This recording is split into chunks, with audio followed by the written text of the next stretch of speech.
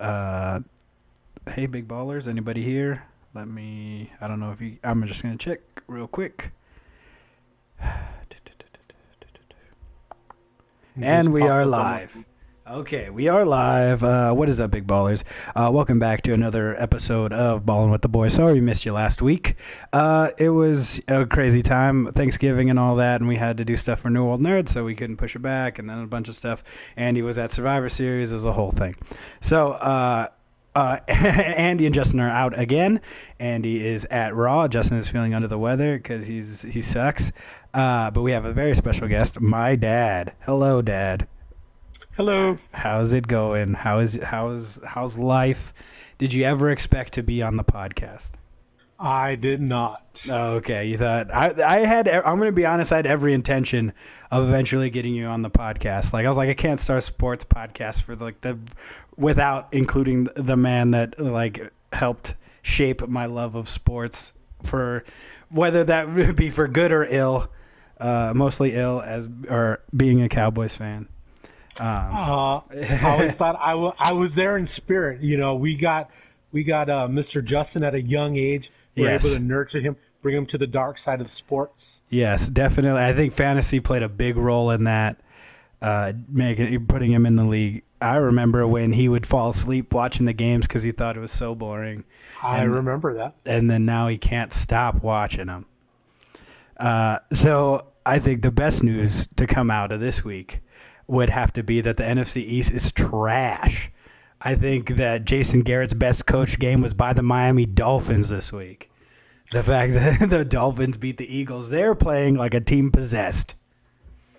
That's such an understatement. I mean, I can't say any. The NFC East is trash. The Eagles can't just take over the NFC East and allow my Jason Garrett to say goodbye to Cowboy fans, move on, and allow the Cowboys to move on with a new head coach. Like I texted you not that long ago, we need a new secretaries, mascot, just new everything. New everything. I agree, and you picked the England defense. I know I did, but speaking of that other voice you hear is my 9-year-old brother Titus, who happens to be, or who takes away all of our credibility from our fantasy football team. Because as soon as somebody hears that a 9-year-old is leading our fantasy football league, we all get thrown under the bus. They're like, "Oh, you guys don't know anything about sports, then." Shout out to Carlos Lopez, the Eagle killer himself, for beating Titus yesterday. Oh, really? Ty lost? Yeah. He lost. James White, 37 points. Jeez, I didn't even look. I know I'm in the playoffs in that league, and that's okay. Just, it's not the same as being in the playoffs in the regular league. I'm going to be honest. Something happened. Yeah, I'm just taking a knee already in the original league. Yeah. My team's falling apart. I'm going for 2 straight years of just trying to avoid Sacco. Yeah. Oh, it is my house is the Sacco Bowl right now. Gabby was so excited that she saw that she won, and then I was like, "Well, I'll see you in the Sacco." But there's nothing you could do to get out of it. She had already clinched her ticket to the Sacco, but she couldn't believe it. And her response was like, "Oh, we're in this together," and I was like, "You're going down." Like there's no love in the league. So I'm very, and I think the saddest part is I feel like I probably spend the most time out of anybody worrying about the fantasy league, and now I'm in the Sacco. I feel like Ruxin, whatever. Like, it's fine. I was, better luck next year. And I was just like, I'm tanking. I'm just going to pick Saquon next year. And then as soon as I say that, Saquon takes a dive. He's like, I don't want to be on your team. So it's fine. I don't know what Gabby's yelling about. I think she's watching the Spanish. Seahawks? No, she's watching the Spanish version of the Queen of the South, Reina de Sur. I don't know stuff. I'm getting a B in Spanish too. Whatever. We have a comment. Oh, Xavier 2420 says hi. Hello, Xavier. How's it going? So, fantasy woes, they're in the past. I don't want to talk about them right now. It's dumb. Fantasy's dumb. I want to jump into the NCAA. There's all these crazy rivalry games, and I think people who don't want the playoffs and talk about the integrity and the glory of college football and they're probably the same people who are like, oh man, I hate all these participation trophies and all this bull that so many kids these days are experiencing. It's like, I think that bowl games are the ultimate participation trophy. They are rewarding mediocrity, making all these colleges so much money just for breaking 500. And I think all of these trophy games, all these rivalry games just feed into that. It's like, yeah, we went 3-9, but we won the battle for the last slice of pumpkin pie trophy. There's just always stuff like that. What is your opinion on these trophy games, these rivalry games? I think it's good for the kids. You know, they get their bag of swag, stuff they'd never get on their own. Okay. I mean, yes, these guys are getting an education, allegedly. But the biggest thing is, you know, they get to go on a little trip, a little vacation. Unlike your traditional student athletes, they get their bag of swag. They get a little, you know, week out. You know, get a taste of what the NFL for some of those that may never get to see that. Get a feel for that, and you know, get to go to maybe not so much exotic destinations as El Paso, Texas, or Boise, Idaho. But those that get to go out to Hawaii or, you know, to Florida, enjoy some nice weather, especially those that come up from the northern states like the Wisconsins. And for the umpteenth time, we're probably going to see Wisconsin and Auburn again in an Orlando Bowl. That'll be good, though, because, I mean, Auburn's a SEC team they have a chance against, I feel like. I would prefer them with an upset this week over the Ohio State. A trip out to Pasadena and a Rose Bowl appearance would be nice. What do you think about – so speaking of that game, do you think that a 2-loss Wisconsin team, Big Ten champion Wisconsin, 2 losses, can make it into that 4th spot? I don't. I don't think that it allows it. Either. I don't think a 1-loss Ohio State team will make it. You don't think so? Who do you think jumps over them? If they lose to Wisconsin, close game, what happens? Because I think that also matters what Utah does. If Utah loses that, I think that cracks this whole thing open. I think Utah right now, I don't know where they're going to rank them tomorrow or whatever they do. I think they rank them on Tuesday, right? So right now, what are we looking at? We're looking at LSU more than likely in. Yes. Clemson. I think they're in no matter what, aren't they? Who? LSU. Even if you lose the SEC championship game, I think they still make it. It'll be their first loss of the season. Yeah. So, yes, I can see a 1-loss LSU team getting in. But then that would put Georgia in there. Yep. So and they're at 4 right now? Yep. So you'd have Georgia, LSU, Clemson, and more than likely a Utah team if they can go ahead and do that. They don't even have if they can beat Oregon this week. Yeah, their Pac-12 championship. So that all the conferences that don't make any sense because of that shakeup. There's never the same amount of, or is there actually 12 teams in that one now, aren't they? I'm not even sure. They keep changing it up. But no, I don't see Ohio State, and I don't think the committee would allow Wisconsin. Wisconsin has that horrible Illinois loss in there, and they're just redeeming their Ohio State loss if they were to win this weekend. No, so I don't see Wisconsin. And the fact that PJ Fleck's Minnesota team just laid an egg against Wisconsin, I mean, just doesn't bode well for the Badgers. And that's why I thought maybe a Rose Bowl possibility would be there. But hey, Jim Leonard was my guy to replace Jason Garrett on Twitter. Someone asked, who you got? I'm like, I got Jimmy Leonard. I mean, he. There was some times where it's like, okay, he out schemed him on Saturday. Like, yeah, I was like, okay, he sent that blitz. He didn't even see him. Like, I thought he did a really good job, and obviously, you know, he has done a really good job. It's just really hard to, you know, to plan defenses, to scheme a defense when they have to be out there for a crazy amount of time when Cohen can't get it going, or, you know, they get stopped. You know, if they get behind the chains, an offense like the Badgers is really hard to, you know, to stay on track after they have a negative play. But they forewent all of that on Saturday and were wheeling and dealing and tossing the rock down against Minnesota. Love the fullback, love the use of the fullback. Can't say it enough. Such an underrated position on offense. You can do so many things with a fullback, whether using them as a lead blocker, put them in motion, giving them the rock, tossing them the rock, misdirection, anything. It just gave Minnesota fits this past Saturday, and it was crazy. Love to watch it. And the names of these guys, like Groshek, and I mean, that's a fullback name. You can't make that up. Yeah, I know we don't like to talk about the 49ers on this podcast, but they use, what's his name? Their fullback, number 44, it starts with a J, Jezerchek, whatever. Isn't he a former Badger? I bet he is. I wouldn't put it past him. But he just got a big old deal, and like they use him to perfection in that offense.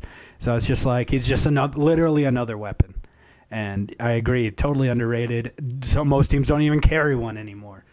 So, or at least in the NFL. And with these spread offenses, why would you ever need one? That is true. So, I agree. Fullback, it's great to see him. I love to see a well executed run play. It's so fascinating to watch. Love some pulling guards, except in short yardage. I just want to see man on man, just run it down their throat. There's tons of stuff. By the way, Kyle, 44 for the 49ers. He's a Harvard grad. Oh, okay, not a Badger. Not a Badger. Did you see that protest or whatever? No, was it Yale versus Harvard or something like that? It was like two Ivy League schools. Yeah, I did. They held it up for like an hour, didn't it? Yeah, something like that. I was like, the only bad thing is nobody's watching that game. Yep. Good job, you did it for all 12 people that were there. I'm sure they were super inconvenienced. I don't even know how you're the richest, somewhat athletic guy when you're on that football team. I don't understand. I'm trying to think of somebody else that went to Harvard that's in the NFL. All I can think of is Fitzmagic, baby. Yeah, that's all I can think of. I love it when he showed up in the league and Ruxin was like, "What state school did you go to?" I went to Northwestern. It's because Ruxin did terrible on the Wonderlic. That was how they determined their draft order, is who got the highest score on the Wonderlic test, and Ruxin got the lowest. So he's like, "I'm smart. I went to Northwestern. Where did you go?" He's like, "I went to Harvard." Damn it. So I have the rankings up in front of me. So LSU, Ohio State, Clemson, Georgia. So I think if all goes to plan, LSU beats Georgia. They stay in. Georgia falls out. And I think, who do you think the committee likes more, Utah or Oklahoma? Do you think, because I think if Oklahoma wins the Big 12 championship, they have to be in this talk too, don't they? If they only have one loss. Who's Utah's loss to? I have no idea. I actually looked that up. I was thinking the same thing because Oklahoma lost to Kansas State. I don't imagine it being against somebody that good. They lost to USC by 7, 30-23. It was in Los Angeles. Do they care about that? Do they care about that was an early season. Yeah, definitely. And I'm just trying to see, who did they schedule, I don't see any crazy good teams that they've beaten, so maybe that's it. I mean, Big 12, I say I would love to see a shakeup in the playoffs because I feel like this happens all the time. And it's like you don't risk, like SEC teams, okay, there's usually 2 of them that make it. And I just think, like, okay, you guys aren't going to give respect to, like, Power 5 conferences, right? So they give even less respect to the other outside of the Power 5. And I'm just like, I say, why don't we just do – I know it's a lot or whatever, and I know they love their precious bowl games and all that stuff. And I know they're like, oh, every game counts. I was like, yeah, but I don't watch half of the games. And everyone's scared to schedule somebody big that they could lose to because then they're out for good. Exactly. It's not an even playing field. I mean, you got look. I love me some Dabo Swinney. I love Clemson, but they haven't played anybody this year. And Dabo was crying about it this week. He won, and he was talking about how the committee wants nothing more but to find a reason to eliminate Clemson. But again, they haven't played anyone. They keep their team healthy. It's like 10 weeks of practice to get ready for these playoff games, and now it's put up or shut up for him. And yes, they've won 20-something games in a row, but at the same time, they haven't played anyone other than when they, for a whole season. Now it's time to get ready to play 2 games. They have one top 25 opponent, and it was Texas A&M. So, in a perfect I agree. In a perfect world for me right now, December starting, we have 4 weeks. I would have the top 8 teams. In a realistic world, I have the top 16 teams, but that seems to be way too much for anyone. But I'd have the top 8 teams. I would have Baylor versus LSU, Florida versus Oklahoma State, Oklahoma versus Clemson, Utah versus Georgia, and let them go. And then they can still have their bowl games, or call these games bowl games, week to week to week. I mean, have your Chick-fil-A bowl, your Independence Bowl, your Blue Bonnet Bowl, your Little Caesars. I mean, your taxslayers.com bowl. Exactly, because, I mean, look at these wins and losses. Look, you want to make money, it won't happen, but why not have the Longhorns and the Aggies play, here at the Alamo Bowl or the NRG Bowl? But, you have two guys that are two teams that were once rivals. I mean, hell, Aggies named their school song after cutting the horns off, but now they don't play each other. Yeah. And here's the perfect opportunity because neither one of them's playing for a national championship, and they could do it here, sell out NRG, sell out the Alamo Dome, sell out, Jerry's World somewhere, and that would sell, but that's not going to happen. And we're probably going to get the Longhorns playing out of state in some school that we've never heard of. Yeah. Do you think it has anything to do with the fact that the Longhorns won the last one? They're like, nope, we're never going to play again. We're taking our ball and going home. They're cleaning house. Former coordinator Orlando got fired. They demoted their offensive coordinator to quarterback coach. A couple of the other assistants have moved around.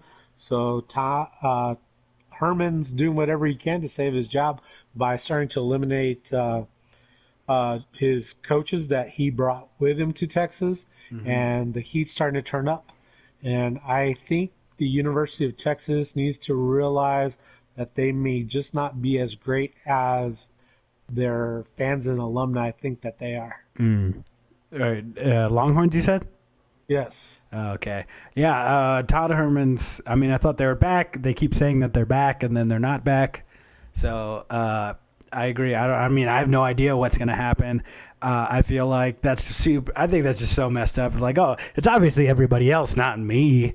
Get them all out of here. Let me do my job. It's like, didn't you like okay all those guys to come in, and isn't this like you're running this show? But I agree with the top 8. But I would like it as top 8 or the first 5 seeds or whatever are the Power 5, and you have 3 at-large bids. I know it's super weird, but then I just feel like even if we do have this top 8, that some people won't get in. Like the UCFs, is there any scenario where like a UCF or even this Appalachian State? They're not undefeated, but like any of these like non-Power 5 teams get in.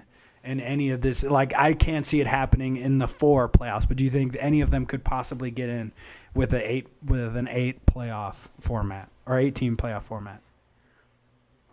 No, not Appalachian State. They're just because unfortunately they're Appalachian State. They just don't get the benefit of the doubt. Yeah, and I think it's like how many times did Boise State have to prove themselves, like against these Power 5 teams? Not that it ever really mattered, but I don't even know where I was going. It's just like some teams can, but by the time you prove that you can beat a big team, it's already too late. It's already next season, And now they're like, oh well, you I don't know, you guys didn't play anybody. And then there's always a couple of teams that get blown out, and they're like, see, this is why we don't put them in these games. That's why I've always hated the AP and the coaches poll, because you have preseason polls right off the bat. So a team like Appalachian State's already behind the 8 ball and the season hasn't even started.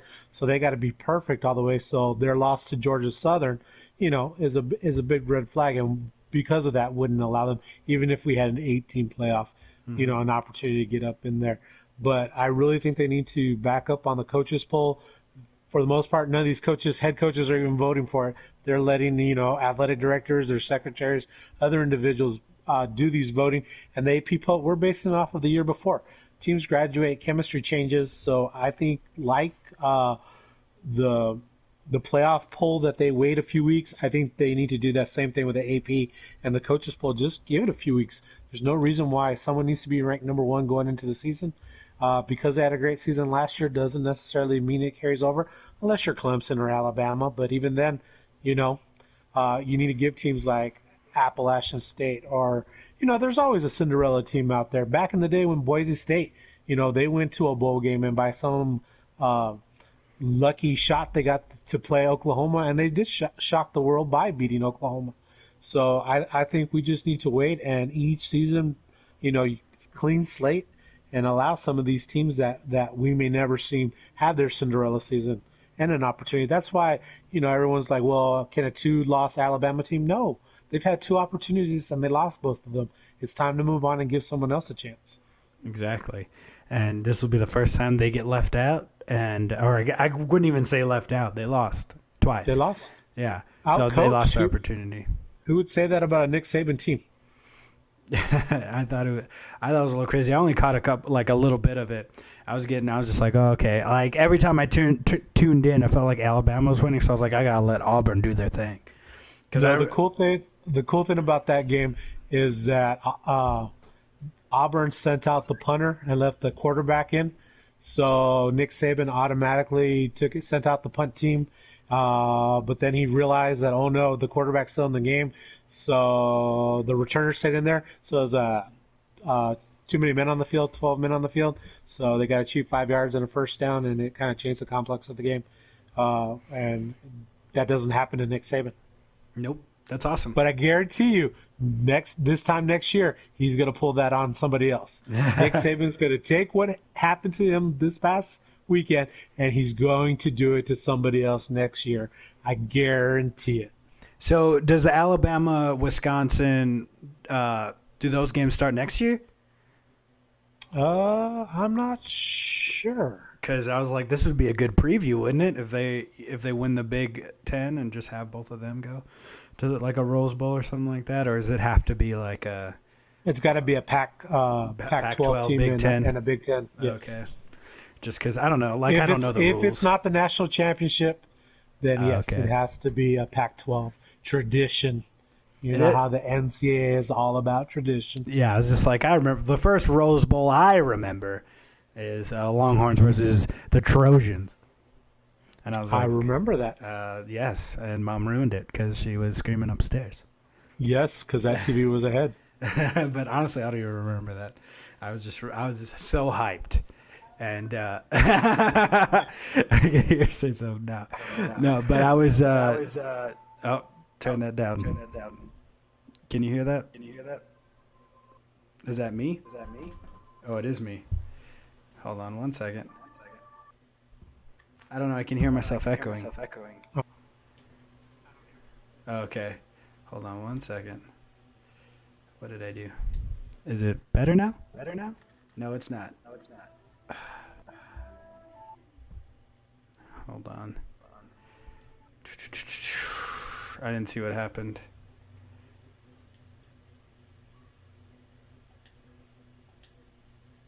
Uh-oh. Hello? Okay, I can still hear it. I don't know why.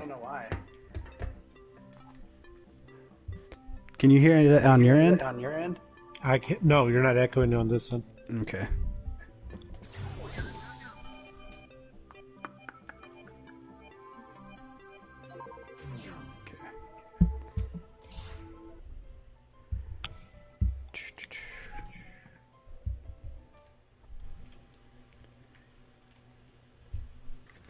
Well, here, hopefully I'm just not echoing through my stuff.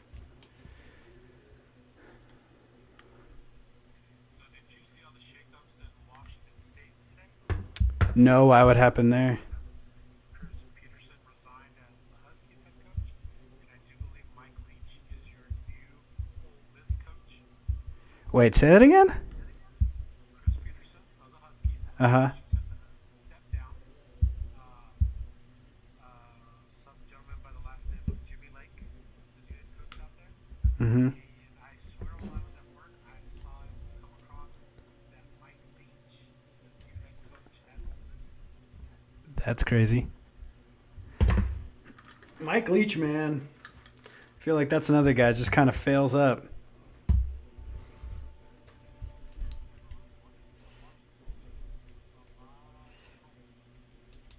Still coasting on that on that time he beat the Longhorns on Halloween.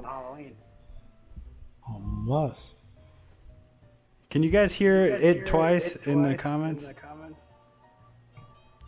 I don't know. Ask Mom if she can hear it twice. Stace, are you hearing Nico echoing? Oh, Mom says she doesn't hear me. She only hears you. Like this whole time? This whole time, Stace?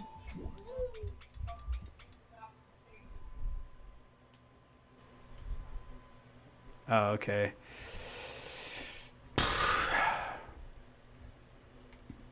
Hold on, I'm gonna try. I'm gonna turn the party off, and then I'm gonna invite you again.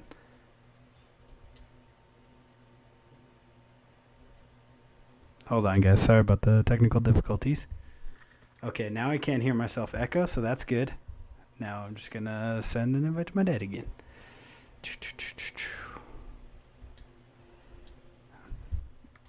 I'll just cut this out on There we go. Let's see if that works.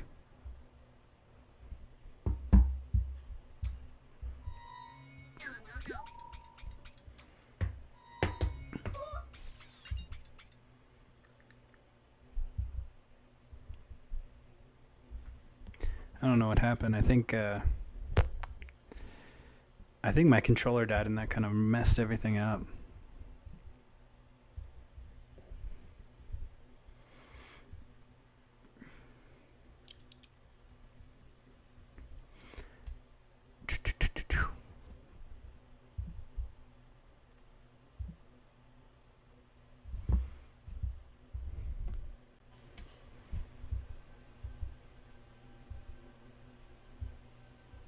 You back?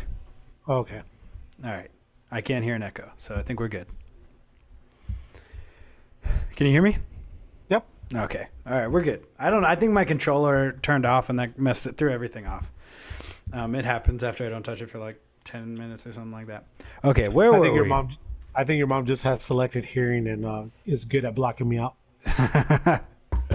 So she's got lots of practice, you know. Oh, she hears me now. All right, there we go. So, where were we? We're talking about college football, I think. Or talking about Rose Bowls, correct? Mm-hmm. Oh, you said there was a shakeup. Yeah, like I said, didn't Mike Leach get in trouble? Isn't that why he's not the head coach of Texas Tech? Because he locked some kid in a closet or something? He locked, what's his name's kid in the closet? Craig James. Yeah. The one from former New England Patriot running back. What a weird, like, out of all the kids to do that to. I remember they interviewed the dad on like ESPN after it happened. I was like, okay, this is weird because he worked for them at the time. I was like, okay, I don't know how to feel about this. Yeah, that's all. I think he's coasting on that. I think Tech themselves were probably coasting on that still. No offense, guys. If there's any Red Raiders listening, I apologize. But I just think that they're another school like your Longhorns. And, sorry, I'm going to say it again, like your A&Ms that just kind of think that they're a little better than they are typically year in and year out. Tech, the thing is with Texas Tech, they're good at literally every other sport, but not the one that matters in Texas. Or not that everybody loves in Texas. Like, they made it to the national championship in basketball, made it to the World Series in baseball. They won the national championship in track and field. Both soccer teams made the playoffs and were doing well. Like, just literally, the football team can't seem to make it to a bowl game. And do you think they seem silly now that they let go of Cliff Kingsbury? Cliff Kingsbury. Who's their coach now? Matt Wells. He was from Utah State. Okay. An Aggie? Yes, an Aggie. Wow. No, I have not watched any Texas Tech football to say this season. Yeah, it's fine. They're not very good. Bowman, their quarterback, got hurt in about week 3 or 4. I want to say it was week 3 against Kevin Sumlin's Wildcats. Who will be returning for a third season? Good. How did they not do? get fired. Pretty crappy, I think. Okay, well, I was like they were undefeated when they were playing the Red Raiders, but yeah, they were. And then so they had the most like Southern quarterback name I've ever heard. They had Jet Duffy at quarterback, and well, he's not a very good quarterback. He tried his darndest though. Like there was one. This pretty much sums up the Red Raiders. Is I think they were playing TCU or somebody like that. They were down by like 3 touchdowns. Battle back, get it back in the fourth quarter. They had just thrown an interception or something like that. Defense stopped them. All right, there's like 2 minutes left. You got all your timeouts. It's time to go win the football game. First play, Jet Duffy drops back, throws to his wide receiver, gets the first down, fumbles it. End of game. Like it's just like they have some opportunities to shake it up, to spoil some stuff for like the Longhorns and the Oklahomas of the world, but they just don't do much. Okay, no offense, but you can't say Texas Tech redneck quarterback without mentioning the name Billy Joe Tolliver, greatest redneck quarterback name. The original, what do they call AJ Dalton? Andy Dalton? Or Andy Dalton? That he's a redhead? I don't remember. Yeah. Billy Joe Tolliver, same type of cat. Redhead. Yeah, he should have had. When you say redhead, I think mullet. Did he have a mullet? He did not have a mullet. Just imagine that red hair and a mullet. Now we're talking. We had a question and said, dude, what do you think about the Raiders getting smashed? So we can go ahead and transition to the NFL. Is there anything else you wanted to say about the NCAA? Go Badgers. Go Badgers. We didn't even talk about that, actually. Let's talk about the battle for Paul Bunyan's axe. They took it back. It was a pretty good game. A little bit more lopsided than I thought it was going to be. But I was like, no matter who wins, obviously I'm rooting for the Badgers, but no matter who wins, I root for them over Ohio State. I was impressed with the Badgers. I think it was their first complete game. Better late than never. They were able to run the ball, throw the ball when they had to. Special teams played well, and I did not expect. I thought it was going to be a nail biter all the way to the end, as most Gopher Badger games are. I will give them credit. I love this stadium. I love the Minnesota Golden Gophers Stadium. I think it's one of the nicest outdoor stadiums. I love the snow coming down. That's football weather for those of you. For us, when we lived up in Wisconsin, love that type of weather. Love watching the Badgers playing it. Ground and pound. Again, the use of the fullback, but they were able to throw the rock when they had to. Jim Leonard's defense was swarming to the ball. They were getting to the quarterback. They were stuffing the run. They got gashed a couple of times, but man, it was just a complete game against a good opponent, a higher ranked opponent, and they were able to, take it to them. They were able to grab the axe, and Paul Chris put a stop to it. But the row your boat, that PJ Flex calling card, they kind of mocked it a little bit, but the class of the Badgers, for someone like Paul Chris, no, we don't do that. Put a stop to it. Be classy. And the Paul Bunyan axe is hanging already back up at the University of Wisconsin. Yeah, that's awesome by Paul Chris. And what was I going to say? I mean, yeah, that Minnesota team, it's hard to root against them. They're really good. Their head coach is super energetic. That stadium was rocking. Like you said, perfect football weather to play Badger ball, to play Big Ten football. It was great weather, so it was a really awesome game. You couldn't have wrote a better story. Wisconsin versus Minnesota, winner gets to go and face Ohio State for the Big Ten championship. And the Gophers are winning me over. I'm a big PJ Fleck fan. I watched him at Western Michigan. I watched him lose to the Badgers when he was their head coach. We named you after Bryce Popp, their defensive line coach, and I worked for Clay Patterson, their tight end coach. So, a lot of connection there with the Gophers. That's and awesome. I was proud of the season they had, but we bleed the Cardinal red and white, and had to root for the Badgers. But very impressed with what PJ Fleck's been able to do with those Minnesota Golden Gophers. Definitely. And their future's bright.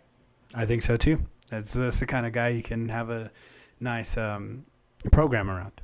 And he's a player. He's definitely a player's coach. You can tell. Like, they want to play hard for him. And but I'm glad the Badgers took it. And Roger is actually going to the game. He said Indianapolis is a city of heartbreak for him. He's been there 3 times for the Badgers for the football team. Maybe he just needs to stop going, Chewy. Just don't go, Roger.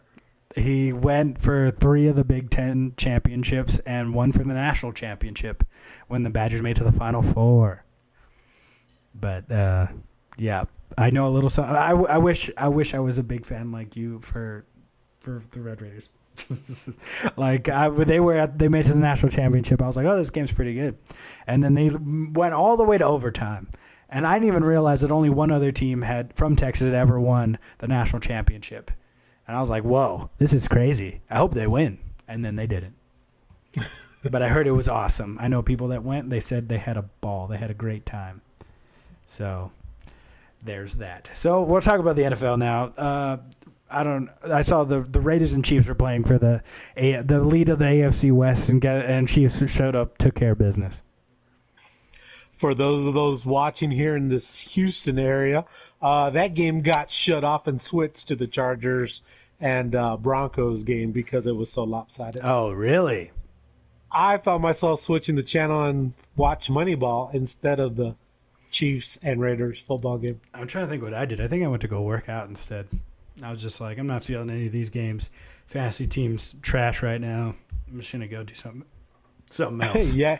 Your mom's like, I'm going to go work tie out so you can watch football. I wound up watching Moneyball. Actually, Jingle All the Way, and then I went into Moneyball. Jingle All the Way, a classic. Yep. With little Anakin Skywalker and Arnold Schwarzenegger. Exactly. And Mrs. Tom Hanks. And Phil Hartman, R.I.P. It's like, oh, mom's over there petting Ted. So on Thanksgiving, it's a tradition to watch the Dallas Cowboys. Usually lose. I think they've lost like 4 of the last 6 or something like that. I don't know. It's not fun. Not only do they lose, it's always like they don't even show up for Thanksgiving games. And here I was a bit of an optimist, and then I saw literally everybody pick the Cowboys over the Bills. And I'm like, why? Why would you do that? Like, the Bills are 8-3, right? Or they were 7-3 or something like that. Really good record. I was like, don't underestimate them. The Bills hadn't hadn't played on like a national televised game in like years or something like that. And I was like, oh no, they got something to prove.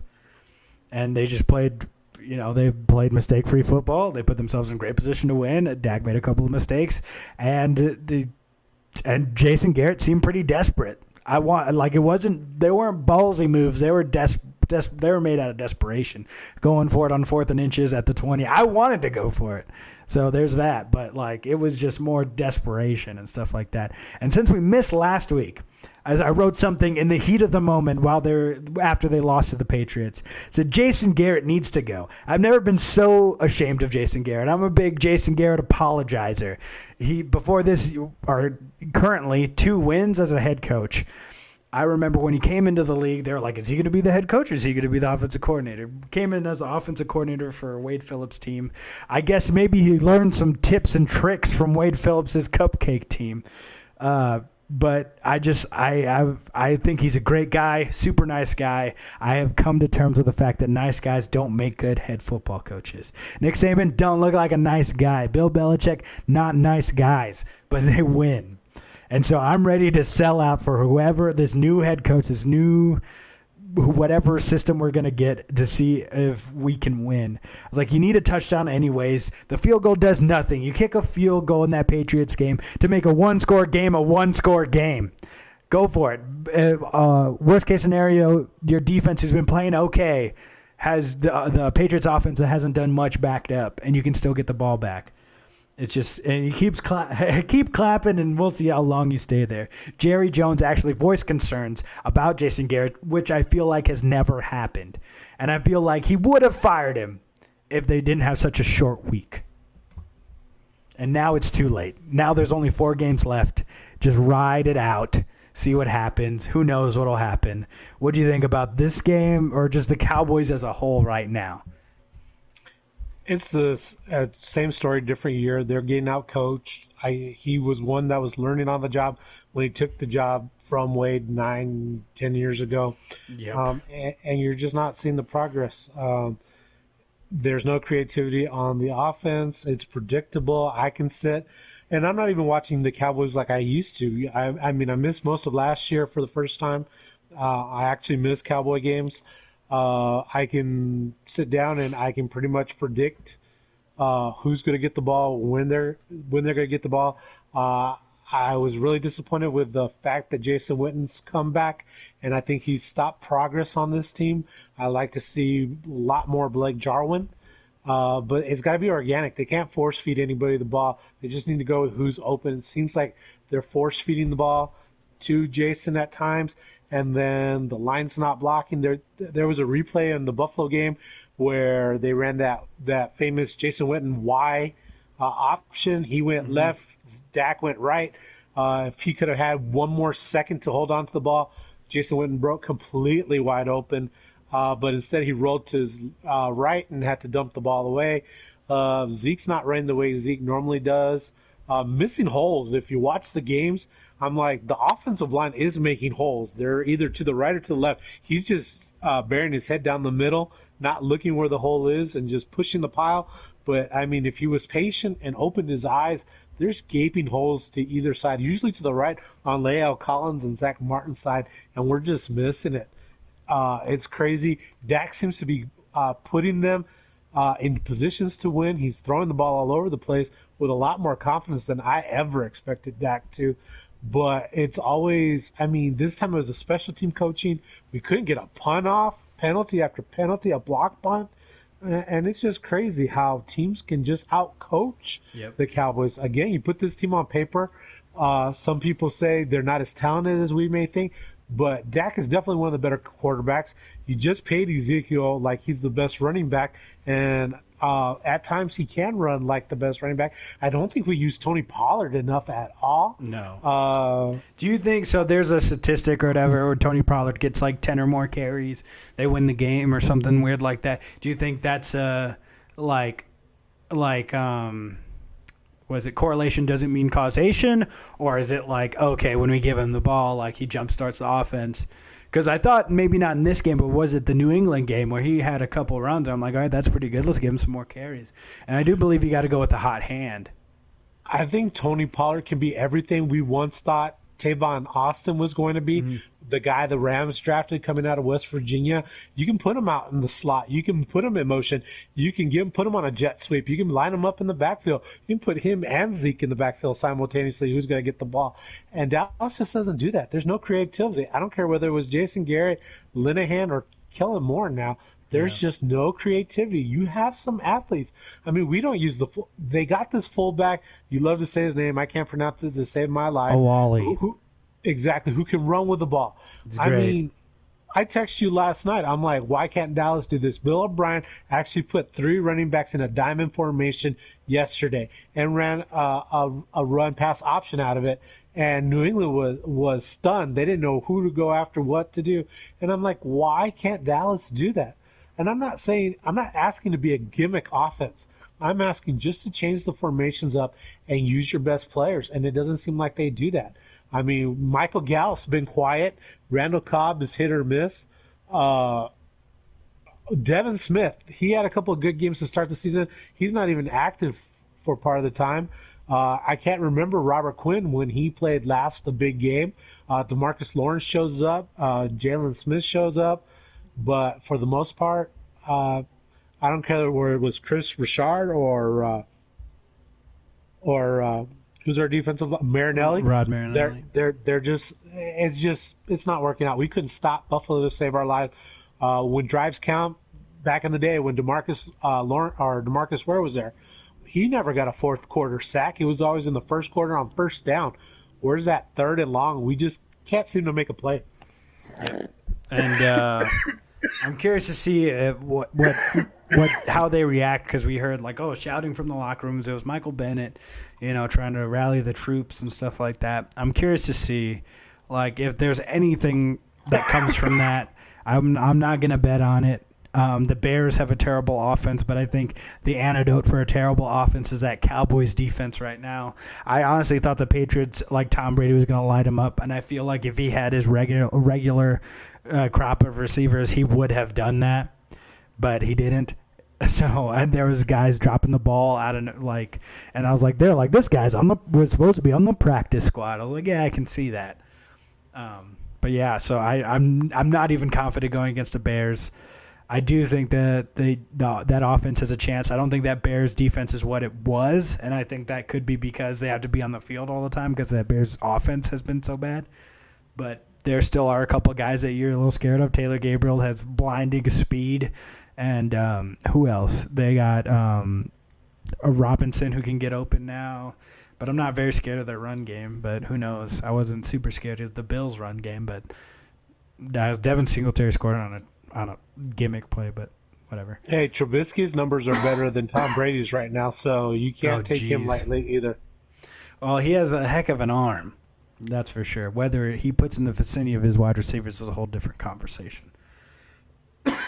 We shall see. I'm talking all this mess, and they could show up and destroy the Cowboys on a Thursday. I don't even know.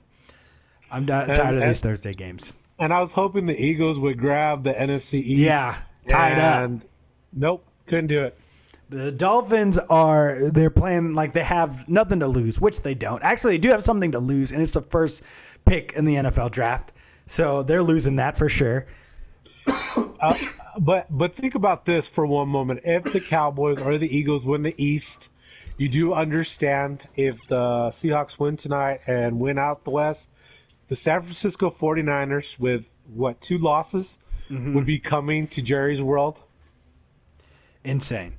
And I don't think that game will be pretty. No, it won't. And, I would have to listen to Candy talk for the rest of my life.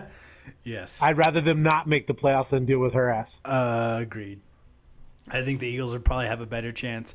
And, I don't know what it is. And I love that about this set of Cowboys because this is probably, I would say this is the second set or maybe the third set of Cowboys, the Cowboy teams that I've seen since I started watching. This Cowboy team, I don't know if it's the fact that the NFC East is garbage, but they usually have the NFC East's number. They usually win. And having said that, I just jinxed the Cowboys, hopefully, and now the Eagles will beat them. I was like, I think the Cowboys have beaten them 4 times in a row. Something's got to give one of these times. So I was thinking, I thought earlier after they beat up on the Eagles, I was like, I don't even know if that next game is going to matter because the Cowboys could, if they win the games I think they will win, then the Eagles won't have a chance. But they lost most of those games. So here the Eagles are with a chance to tie it up and to have the rubber match, I think week 16 or something like that. Now they lost that because they decided not to show up against the Dolphins, sleeping on the Dolphins, who had one of the best trick plays I've ever seen. I still haven't seen it. Okay. They were starting field goal or something like that, and then they spread guys to the left, spread guys to the right. There was a center and the kicker. Yeah, and they shovel. He was running for the end zone, shoveled it over him to the punter. It was the kicker to the punter in the end zone, fell down, caught it, touchdown. Take that, Eagles. But it was so hard, though, because obviously I don't think this Cowboy team deserves to go to the playoffs right now. So I was like, let's go, Eagles. But I still couldn't do it. I still got excited whenever the Dolphins scored. I couldn't help it. I was rooting against my own defense. Okay. I thought I was being smart going back to fantasy, picking up the Philadelphia Eagles because they're playing Miami. Thank you, -1 point. we got somebody talking about Carlos Reyes said, who's out there that Jerry Jones would let coach the team? He loves having his puppet. Just wished Tuna would have stayed coaching this team. Not to mention about one half of the team with the flu. That last onside kick would have been nice to get the chance for the Patriots win. Yeah, I think I think Jerry is too much to let Tuna stay. Jerry needs to step back and just be an owner. He'll never do that ever. Great owner, horrible GM. Yes. When were they the best? Whenever he let somebody else do all the football stuff, he did all the business stuff because he's a hell of a businessman. My thing is I couldn't tell you. we had this conversation the other day. I don't know who's out there that can coach the Cowboys. You got to be a big personality. You got to be someone that can handle Jerry. And Jerry is stepping back. You see more and more of Stephen Jones, and thank God for Will McClay. Cannot be thankful enough for the job that Will McClay does in finding the personnel that Dallas has on the field. But at the same time, who's out there? Do I want to see a Lincoln Riley? I don't know him well enough. I don't know him well enough, and I'm just very hesitant when it comes to bringing up college coaches. I mean, is it an Urban Meyer who's won everywhere he's been? My fear is that we go out there and we get Freddie Kitchens, No, instead of, even the Rams coach, the shine's kind of fallen off of him as of late. Sean McVay. Exactly. I don't know. I can't think of a coordinator I'm like, yes, let's go get him. I thought it was Chris Richard until the last couple of weeks. Everyone's out there saying they want Greg Roman. Well, I remember Greg Roman when he was the OC at San Francisco. I remember Greg Roman when he was the OC at Buffalo, and no thank you. And one of the dark horses is the defensive coordinator of the San Francisco 49ers. But, man, if I had Nick Bosa and 4 other first-round draft picks on the D-line, I think I can coach a pretty good D myself. Yes, and they're playing really well. I have no idea. I'm racking my brain, and I don't think that would be a dream, right? I don't know if Lincoln Riley was a Sooner fan his whole life, or is he from the area? But I imagine the Cowboys head coaching position is a pretty coveted job, despite Jerry Jones. I think so. I mean, you get the exposure, but you are under the microscope. But yeah, do you want to retread? I mean, you just got to get lucky and find. Were we talking about Gary Kubiak's out there in Baltimore? I mean, someone out there, let him bring in an offensive coordinator and a defensive coordinator, and just let him oversee the team, and you find an up and comer. Maybe it allows you to keep Kellen Moore on. I mean, I love John Kitna. I love what he's done with Dak this season. I think maybe Kellen Moore needs a little bit more time. Yeah. But can someone like Gary Kubiak, coexist with a Jerry Jones who's not looking for all the limelight himself? And look at what Baltimore's doing. Can't say enough, but also helps to have a Lamar Jackson out there. Could Dak give us a lot? I think by far Dak is a better passer quarterback than Lamar Jackson will ever be where he is right now. And I'd like to see Dak run a little bit more. I think that's a benefit when he uses his legs, and I think the Cowboys do better. Now, is it a smart decision long-term for him? Maybe not, but hey, we're here to win football games. Look at how quick Tony Romo's career came to an end. Nothing's promised to you, so, all out. Ball's all out. Try to win a championship, then you worry about it. We got Showtime in the comments said Roman, great OC, not head coach. So he agrees with you. And he looks like an insurance. He looks like Jake from State Farm. And I agree. It is all Lamar. Like, Lamar is a crazy athlete. I think we are watching a once in a lifetime athlete, and I'm rooting for him. I love to watch him play. I love that triple option, whatever they're doing right now. I love it. I love to watch it. I was like, Mark Ingram running the ball hard, Lamar Jackson making plays. He's playing Madden right now. He created a player. He's 100%. He's 100 speed, and he's just running all over the place. Even against a tough 49ers team, they got that win. We got Carlos Reyes saying, I like how Tony Romo evaluates plays on the big screen. He might bring that fire he has on TV to coach the boys. I would love a Tony Romo return. I love Tony Romo. Like, when he came into the picture when I started watching football. So I just associate him with the Cowboys. He was my quarterback for the longest time. It broke my heart when he left.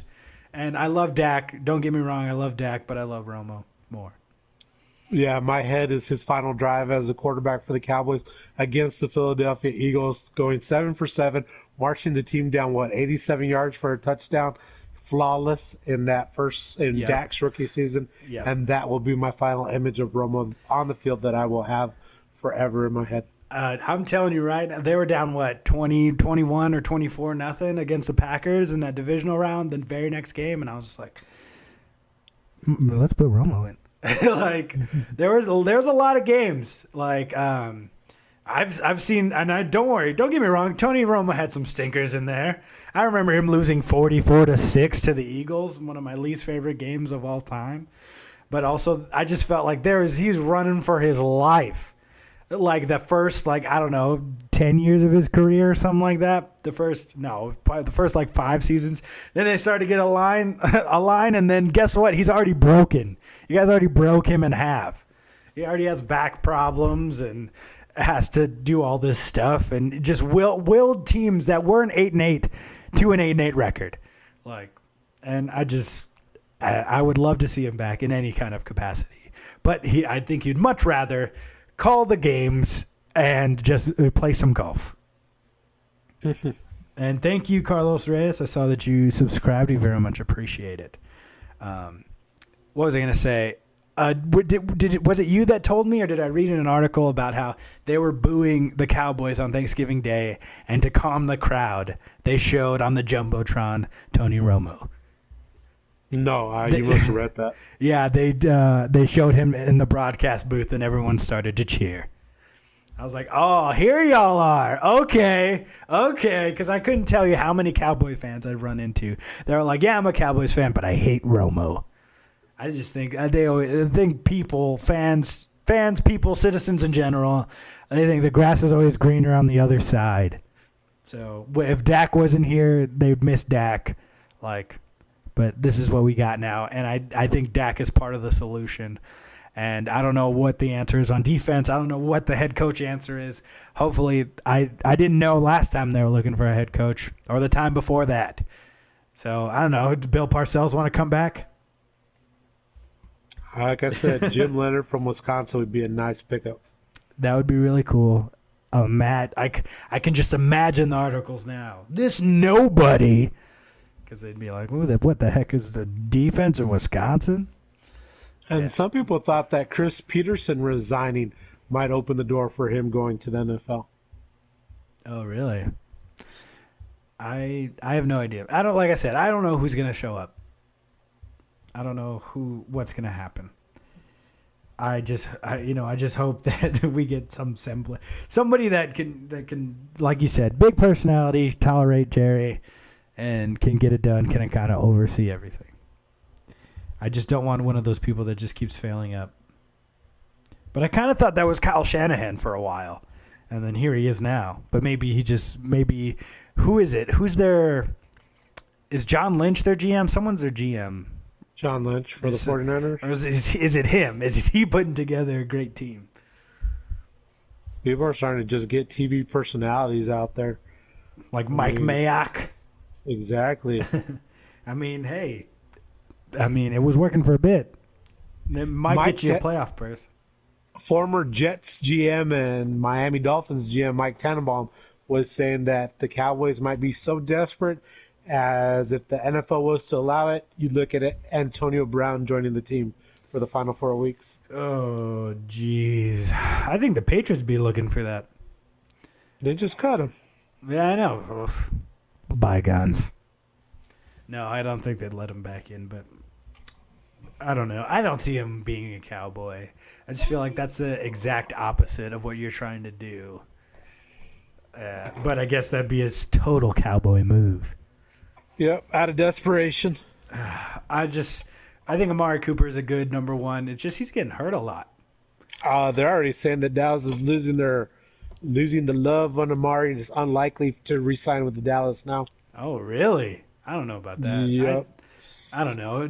Like, Jerry backed himself into a real corner here. You can't pay everybody, can you? Should have paid Dak when he only wanted $25 million.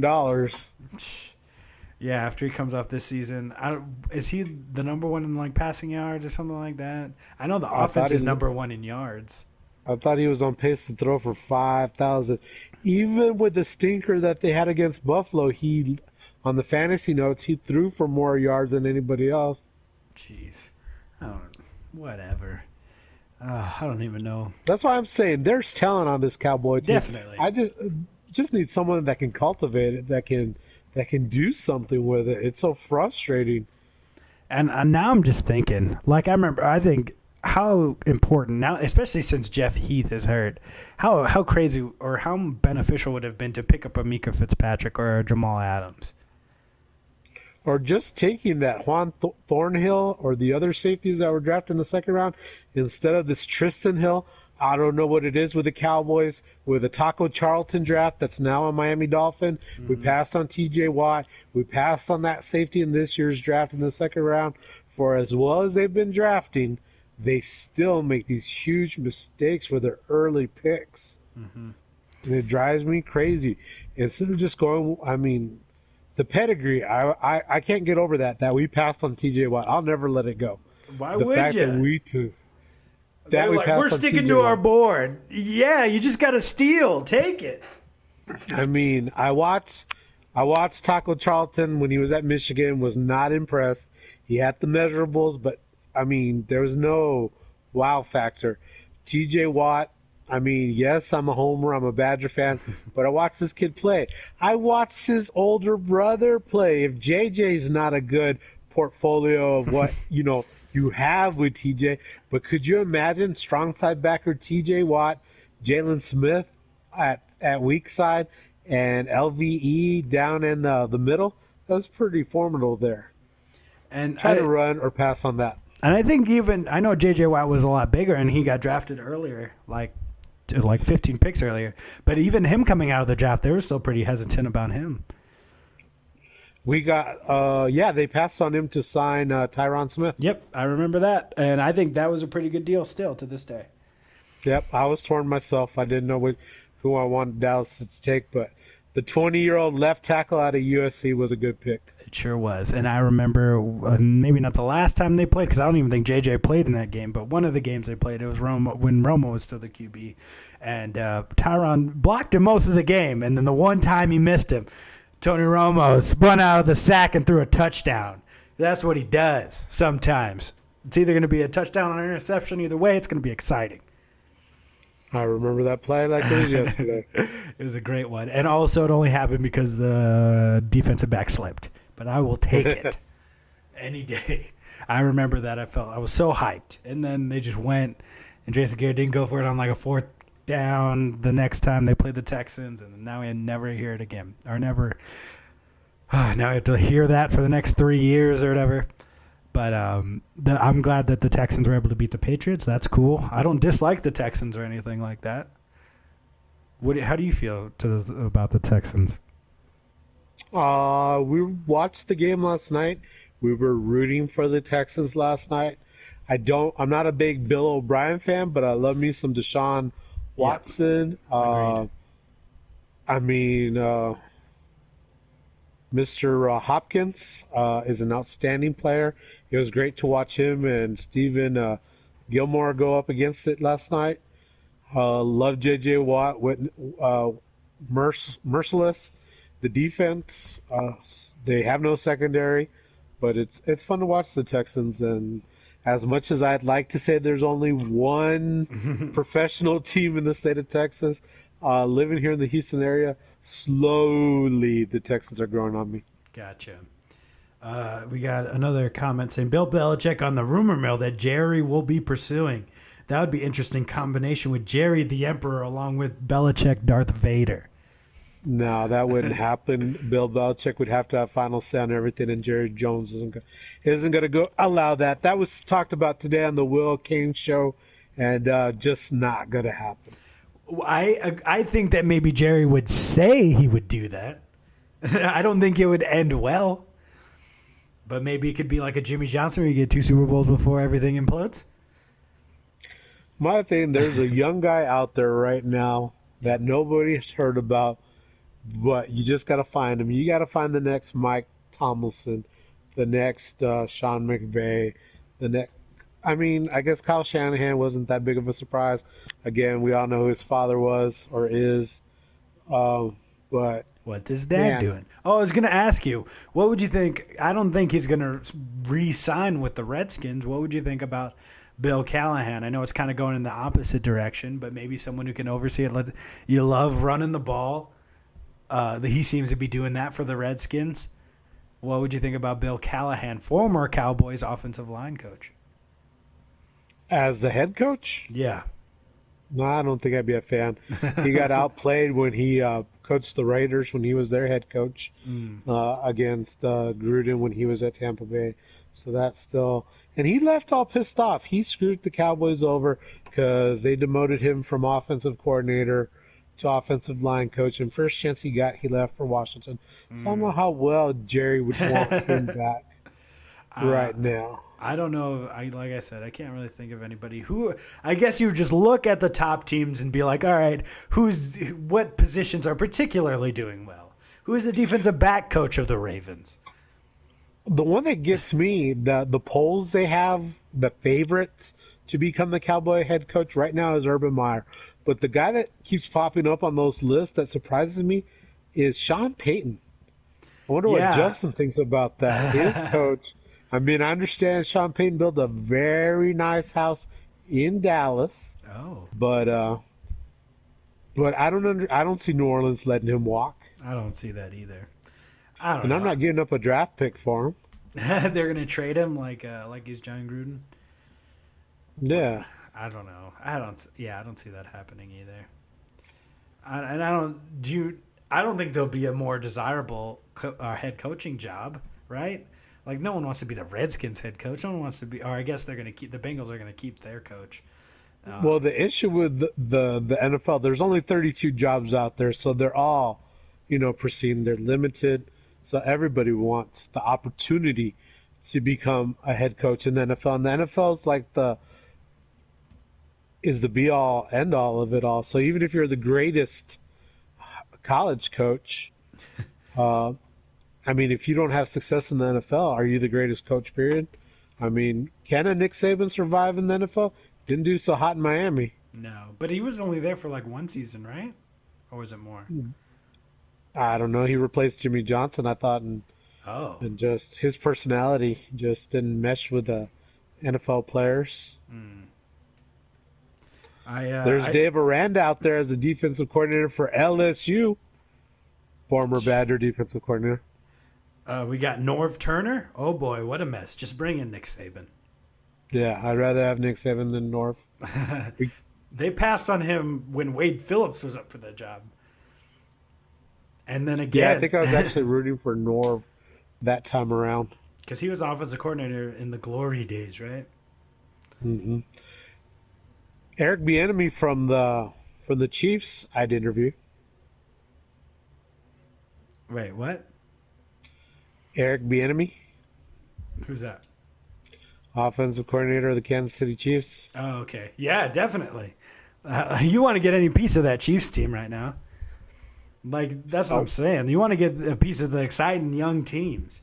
That's how old I am. I remember him as a college running back at the University of Colorado of Buffalo. I don't know, man. I don't know any of these. We're going into a territory I don't know anything about. It's just like when you're trying to tell me about Russell Wilson.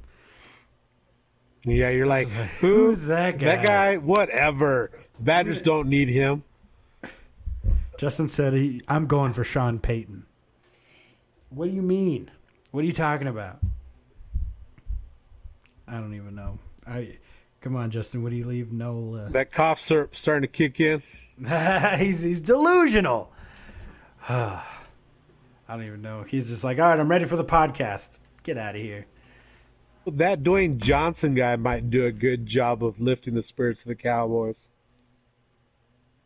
Dwayne Johnson? Yeah, The Rock. Oh, geez. I was like, what player is that? Oh, the young lad out of the U. Yeah. I heard he played some Canadian football. Got some, yeah. He got cut from the Canadian Football League. He got. Have you heard that? I listened to him talk about that story. He's like, yeah, some freshman my senior year said he was going to come and take my spot. And I was like, yeah, whatever, freshman. And then he's like, that man was Warren Sapp. He took my spot. He's like, now what am I supposed to do? I was supposed to go to the NFL. I'm supposed to make it big. He's like, now I'm not even starting for my own college team. So he's like, so I graduated and I went to the CFL. And then I got cut. And my dad drove all the way up from Florida to pick me up. He's like, I had $7 in my wallet, in my pocket. That's it. I only had $7 to my name. Honestly, it was $6 and some change. I rounded up. This is crazy. It's just like, yeah, it doesn't matter where you're at. You could still come back. And now he's handing out BAMF championships at UFC tapings, whatever. I don't know, events. What do they do there? I don't know. I only watch fake fights. I only watch predetermined fights. That's what I'm about. UFC's coming to Houston. Your brother's all excited. All right. So then if he gets UFC tickets, that means me and you can go to the Royal Rumble then, right? He already texted your Aunt Rachel. Yeah, so he's going to get UFC stuff. He can't go to both tie. He just can't. He's like back-to-back weekends. He's already planning his calendar for 2020. Jeez. CFL players get paid top dollar. I have done non-bit. Have you done non-bit yet? Because I picked the Saints special teams. Oh, Young Ho Koo with his 3 onside kicks. Successful onside kicks. I don't think there's anybody has that ever happened before? 3 straight onside kicks? I doubt it. Because he sign him. Sign that guy. Sign that Young Ho. Did you see that? 3 straight? I heard. Yeah. So he didn't get the first one because there was offsides. Can't challenge that. The only other time the refs have ever been on the Saints side. But then so he's like, all right, I'll kick it again. Kicked it again. They got it again. Went down, scored a touchdown, got the 2-point conversion, kicked the onside kick again, and got it. And then Matt Ryan was Matt Ryan, and he got sacked and fumbled the ball. Game over.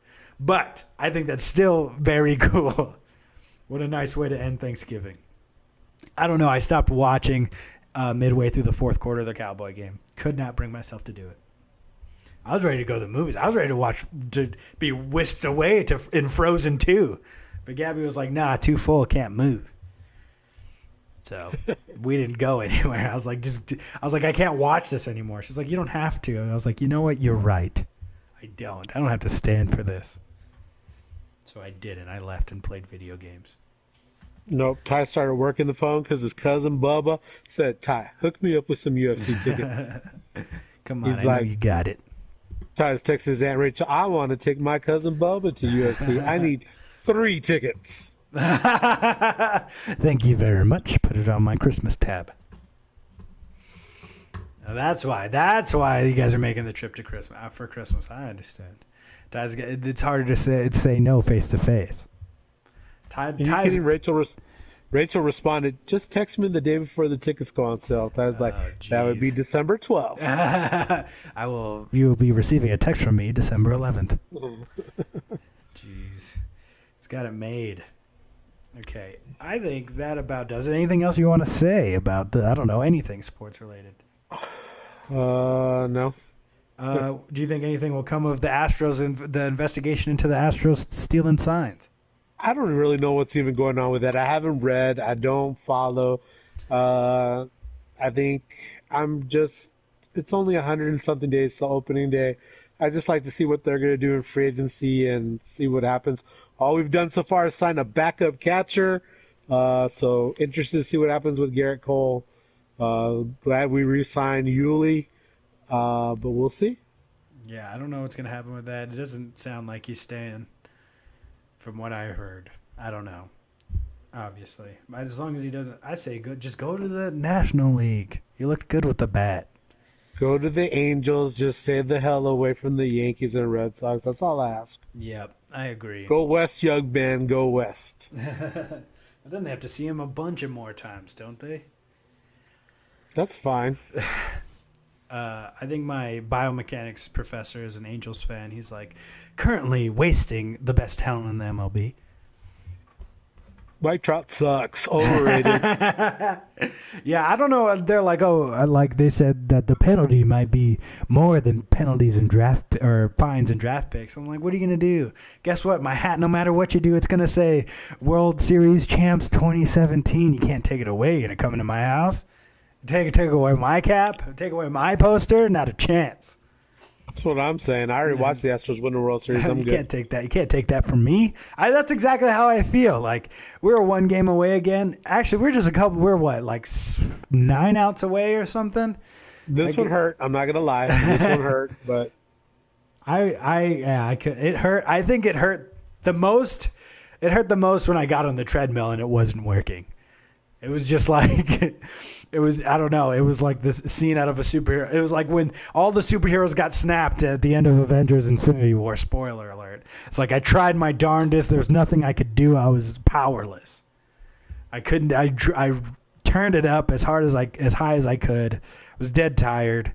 And then I think going in, after I think they squandered, or after they, who was it? After they scored with the bases loaded or something like that, they made the lead even higher in like the bottom of the 8th. And I was like, yeah. I don't think it's in the cards, man. I was like, hey, they won 100 and some games, whatever. Like I remember when we were the Lastros. I remember when, they got swept. I like whatever. This is fine. 3 straight ALCSs, two out of the last 3 World Series. I'm grateful. That's what I am. And then, like I said, whatever happens in that investigation, whatever. I saw them win a World Series. Can't take that away. Can't take it away. No. And here they go. They're going to take away, like, Reggie Bush's Heisman. What's he going to do with that? You can just take a picture of it. You can get a replica. Everyone's going to forget about that. Whatever. All right. I think we're ready to go. Anything? All right. That's Titus, Saturday, Worlds. Going for his 2nd division champion in the expert division, moving up 1 weight class now from the 50-59 to 60-69, 2 pounds away from making weight. So we're right on track. But he will be going for his 2nd title. Can we get some 2 times in the chat for Titus? We're going to get him, leave some likes on this video just for Titus Crixus Ortiz, TKO, this weekend, Worlds. What was the weight class again? He's fighting in the 60 to 69 pound division. Yep. Getting that 2 belts. They're going to call him Ty 2 belts. Sorry, Ty 2 titles. They're not belts. Sorry, I apologize. All right, that's going to do it for us here at Bald with the Boys. Thank you guys so much for listening. Thank you guys for liking and subscribing. I very much appreciate it.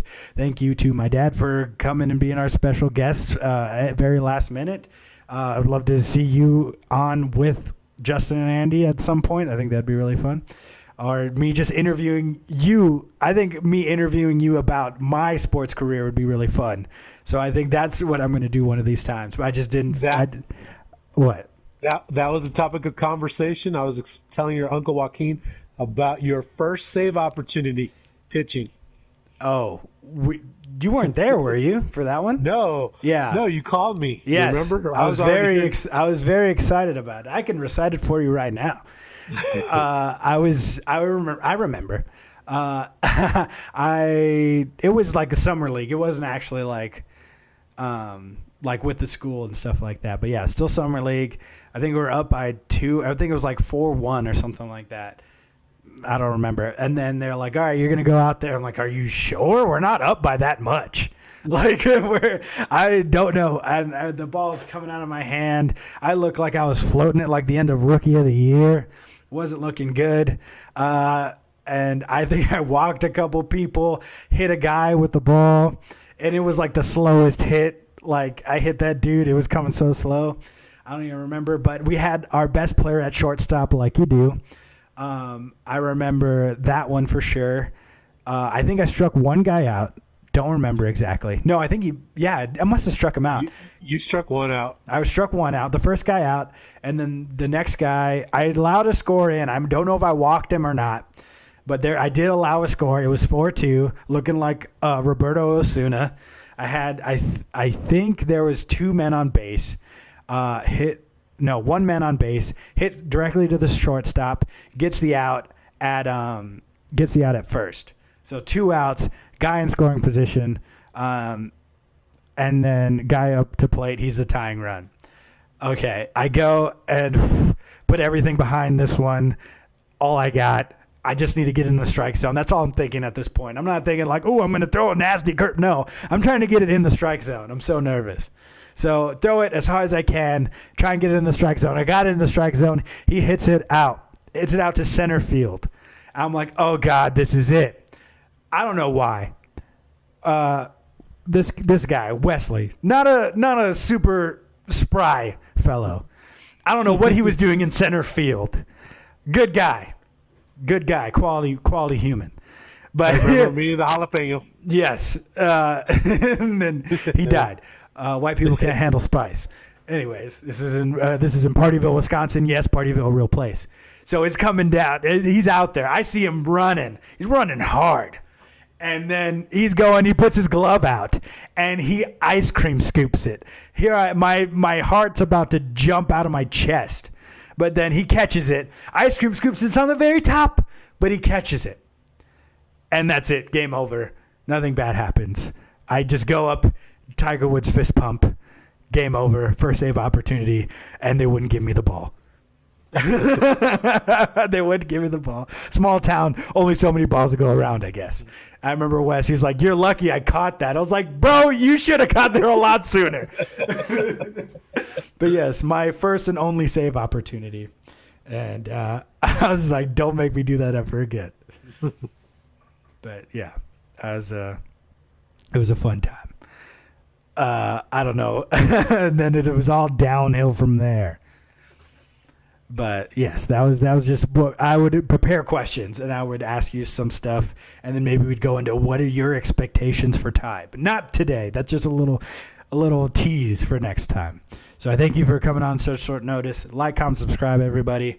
Follow us on Twitter @BallinBoys, and the big poster behind me. Subscribe to New World Nerds, and if you feel so kindly, donate to the GoFundMe. The link is somewhere, I'm sure. I tried to put it in the comments. It wouldn't let me. Go to New World Nerds. You'll find out what I'm talking about. Thank you guys so much, and keep balling, baby boys.